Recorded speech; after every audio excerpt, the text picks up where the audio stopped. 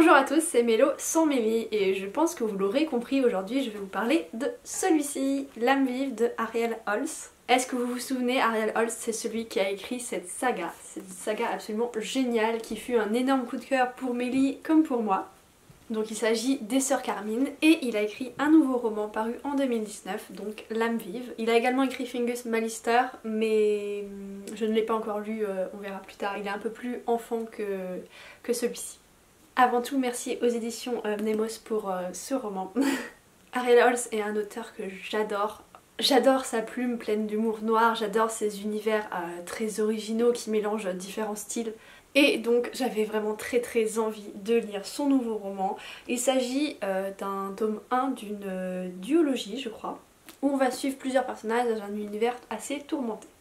La première chose que j'ai envie de dire sur ce roman, c'est que l'humour de l'auteur est toujours présent et je dirais même un petit peu plus. Enfin, il est accentué par le fait que pour moi cet univers est un petit peu plus adulte que les Sœurs Carmine. Ça reste... c'est pas à 100% adulte, ça reste de la fantasy young adulte, assez adolescente, mais il y a vraiment, il y a plus de macabre, j'ai l'impression. Voilà, il atténue un petit peu moins certains côtés et je trouve ça vraiment très bien. Et en plus ces personnages sont un petit peu plus étoffés, un petit peu plus approfondis et ils réfléchissent de manière un petit peu plus adulte, j'ai l'impression. Dans ce roman on suit énormément de personnages, donc contrairement aux Sœurs Carmine, on n'est pas concentré sur un seul personnage par tome. On suit 6 personnages qui viennent d'horizons assez différents, qui ont des caractéristiques très différentes et chacun leur petite particularité et chacun leur humour. Le fait qu'il y ait autant de personnages et que chacun des chapitres alterne entre un des personnages rend la lecture vraiment pleine d'action, ça s'enchaîne très vite. Ça rend également la lecture assez addictive puisque on a envie d'en savoir plus. On se rend compte très vite que l'univers est complexe, ce qui est un point très important pour moi. Ce que j'aime beaucoup dans les univers d'Ariel Holz, c'est que ces personnages ne sont pas des personnages classiques auxquels on va s'attacher, qui sont gentils, qui essayent de faire le bien pour que tout le monde soit content, etc. Non, c'est des personnages sombres qui ont chacun un passé assez tourmenté et qui ont tous leur mystère. Certains personnages sont même assez brutaux, donc c'est notamment le cas des lames.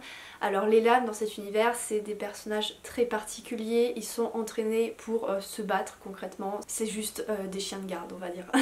Ensuite on va également avoir des personnages qui possèdent des pouvoirs grâce à des nanites. Chacun utilise ce pouvoir d'une manière un petit peu différente, c'est ce que j'aime beaucoup.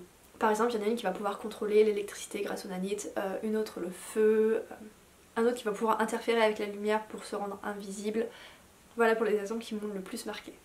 Une chose que j'aime beaucoup au niveau des personnages d'Ariel Holz, c'est les noms qu'il a inventés. C'est des noms super originaux qu'il a créés spécialement pour ces personnages qui leur correspondent tout à fait. Et ce qui m'épate le plus, c'est que c'est des noms qui paraissent presque réels en fait. Il y a certains noms, on pourrait se dire ah ouais, ça pourrait exister. Voilà, c'est ce que j'aime beaucoup.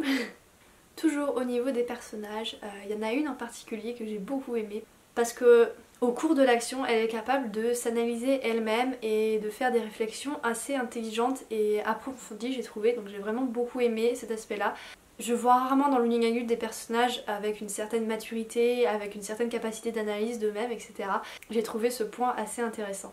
Un autre point que j'aimerais soulever, c'est la façon qu'a Ariel Holz de traiter la romance, qui n'est pas du tout conventionnelle, pas du tout complètement chamallow, dégoulinant, etc. Il y a toujours un petit peu de romance, mais c'est traité avec un petit peu d'humour noir, avec un petit peu de sarcasme et de sadisme, voilà. Au lieu de prendre le pas sur l'univers et sur l'histoire principale, ça rajoute des petites choses en plus. Et en plus de ça, les romances ne se passent jamais comme on s'y attend ou comme ça pourrait être prévu. La 4e de couverture explique qu'on se retrouve dans un univers dystopique. Je ne suis pas tout à fait d'accord. Ok, il y a certains éléments clés de la dystopie, mais il n'y a pas que ça. Pour moi, ça reste un mélange de plusieurs genres. Et comme pour les Sœurs Carmine, au final, Ariel Holz ne se contente pas de rentrer dans une case, dans un seul genre. Il en explore plusieurs et voilà, c'est vraiment ça que je trouve super. Ça permet de regrouper des éléments clés vraiment très sympathiques de plusieurs genres différents. Et voilà, ça apporte beaucoup d'originalité. Le résumé mentionne un univers oriental, alors oui, un petit peu, c'est vrai. Géographiquement parlant, on se retrouve des fois dans le désert. La description de certaines architectures peuvent faire penser à un univers oriental. La description de certains plats et certains fruits peuvent également faire penser à un univers oriental, mais concrètement ça s'arrête un petit peu là, j'ai trouvé. Ça ne m'a pas dérangé, hein, mais voilà, je préfère vous préciser pour pas que vous vous attendiez vraiment à être complètement plongé dans un univers 100% oriental. Pour moi c'est pas le point le plus important.